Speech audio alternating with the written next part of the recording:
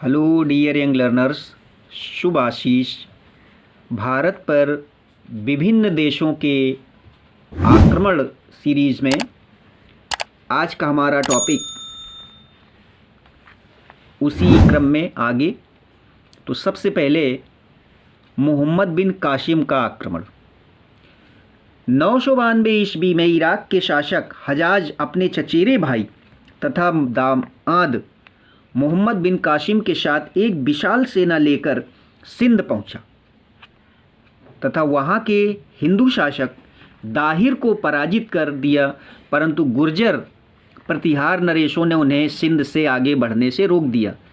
इससे उत्तेजित होकर तुर्क शासकों ने उत्तर पश्चिम क्षेत्रों से भारत में लगातार आक्रमण किए। उत्तर पश्चिम यही स्थल मार्ग था। अब आगे डियर लर्नर्स वीडियो में बने रहिए, बहुत रोचक जानकारी। अगला है महमूद गजनी।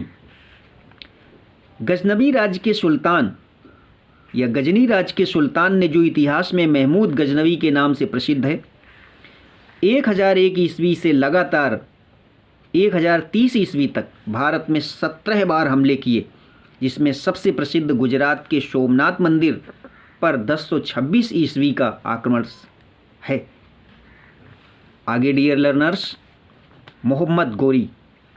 अफ़गानिस्तान के गोर के सुल्तान मोहम्मद गोरी ने महमूद गजनी के आक्रमणों के 150 वर्ष बाद लगभग 1175 ईस्वी से 1206 ईस्वी तक अनेक आक्रमण किए। गोर के सुल्तान मोहम्मद गोरी ने दिल्ली पर आक्रमण किया। सन 1191 ईस्वी तराइन के युद्ध में पृथ्वीराज चौहान और मोहम्मद गोरी की सेनाओं में घमासान युद्ध हुआ, जिसमें चौहान ने गोरी को बुरी तरह परास्त करके खदेड़ दिया, किंतु मोहम्मद गोरी ने फिर दिल्ली पर आक्रमण करके तराइन की दूसरी लड़ाई में चौहान को परास्त कर दिया। पृथ्वीराज चौहान युद्धभूमि में बहादुरी से लड़ते लड़ते मारा गया। दिल्ली में मोहम्मद गोरी का अधिकार हो गया। मोहम्मद गोरी की मृत्यु के बाद दिल्ली के शासन की व्यवस्था गुलाम वंश के हाथों में आ गई और दिल्ली का शासन तुर्कों के हाथ में चला गया।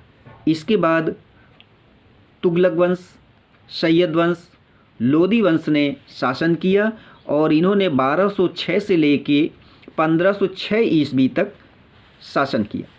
इसके बाद अगला आक्रमण तैमूर का। तैमूर के आक्रमण में तैमूर मध्य एशिया का महान सेना नायक था। वह तुर्क जात से संबंध रखता था। वह इस्लाम धर्म का अनुयायी था, परंतु उसे खलीफाओं की राजधानी बगदाद को भी खूब लूटा। उसने पश्चिम सीरिया एवं भारत में भी अपना आतंक फैलाया।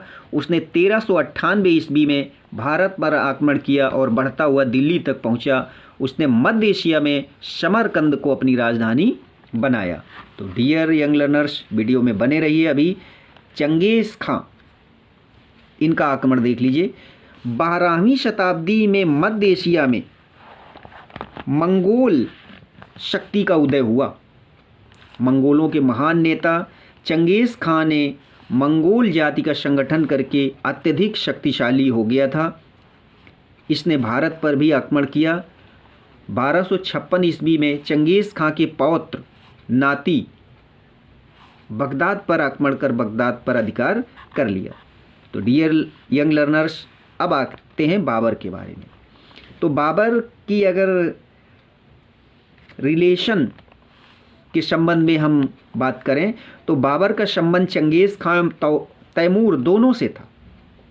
एक तरफ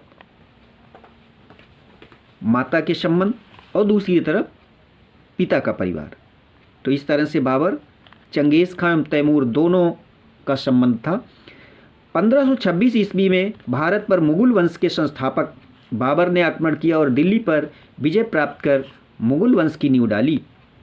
मुगल वंश ने भारत पर 1526 ईस्वी से 1707 ईस्वी तक राज्य किया।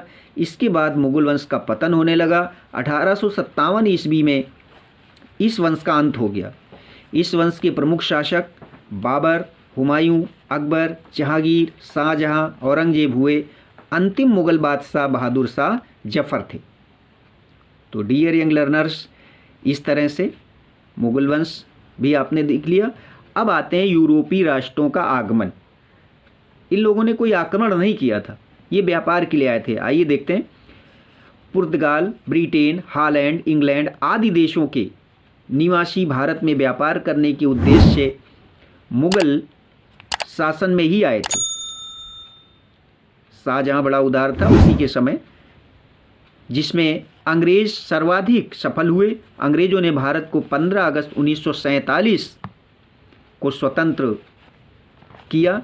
तब से भारत में प्रजातंत्र की सरकार है। तो डियर यंग लर्नर्स, इसी तरह की और रोचक जानकारी के साथ फिर से किसी टॉपिक पर चर्चा करेंगे, बात करेंगे, ज्ञानवर्धन करेंगे। तब तक के लिए शुभ आशीष।